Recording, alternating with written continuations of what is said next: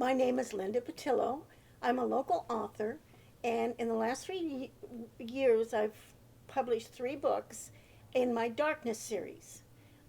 The one I'm going to read you is from my first book, and it's called Survivors of the Darkness. I'm going to set it up before I read from the book. The earth is in a nuclear winter. The constant darkness has brought forth vampires and werewolves. Humans battle them both. The young woman Emily has been captured by werewolves. 3 people have been sent to rescue her: 2 hunters, Nick and Tim, and a woman psychic named Sandy. A barefoot Emily has managed to escape the werewolf den, and Tim is carrying her. The werewolves are coming after them. Tim will carry Emily to safety. Nick and Sandy will stay to give Tim and Emily time to escape. They have AK-47s, shotguns loaded with silver shells, bows with silver-tipped arrows, and the silver knives for themselves. The werewolves have split into 2 groups. One group was on Tim's trail, the other attacking Nick and Sandy. Nick's whole concentration now was on the 20 wolves charging up the rocks. He and Sandy fired their bows, finding the targets and making them fall back. Sandy looked over her shoulder to see the black female running along the rocks. She was on Tim and Emily's trail. Then she recognized who it was. That bitch Rose. She had to get her off Emily's trail. The other 5 with her weren't as good, she knew.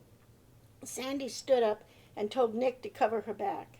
And then Sandy yelled, "Hey, bitch, remember me?" Rose looked at the human in the darkness. She recognized the voice. It was that bitch Macduff had preferred to her. She would kill her. The trail she was following was slightly above and to the right of Sandy. Rose started down at a full run, intent only on killing this female she hated more than she had ever hated anyone. The others under her command didn't know what to do, follow the trail or follow her, so they whimpered and yelped and ran in circles. Meanwhile, Nick was using the bow to deadly effectiveness, but they just kept coming. For each one he killed, it seemed 2 took its place. He had seen Sandy stand up, but he had no idea what she was doing.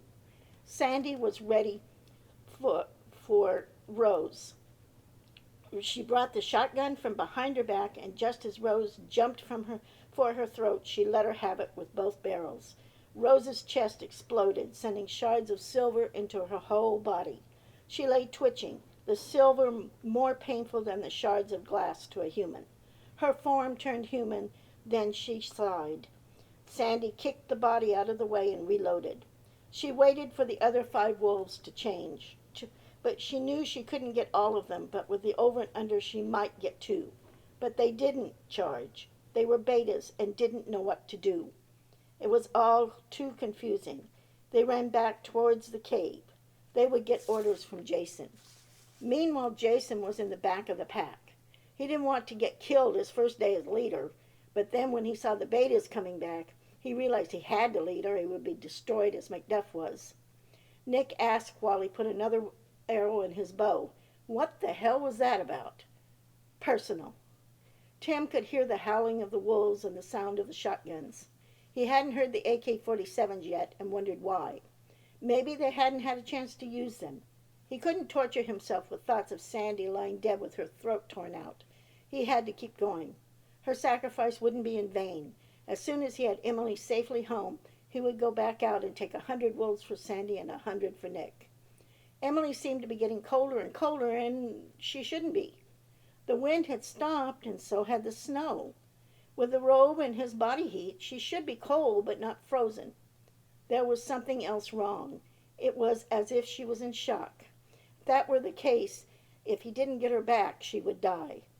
Jason was now the big gray wolf leading the pack for a last assault. The bows were no longer effective. They were too close to Nick, and Sandy began using the AK-47s. It knocked the werewolves down, but of course they got right up again. But it was slowing them down. All 3 shotguns were loaded and ready. However, when they heard the gray wolf howl and saw more wolves streaming out of the cave, they knew it was the end. Nick looked at Sandy. "When the shotguns are empty, we use the knives." Sandy nodded. She just wished she could have told Tim how wonderful the last 6 months had been.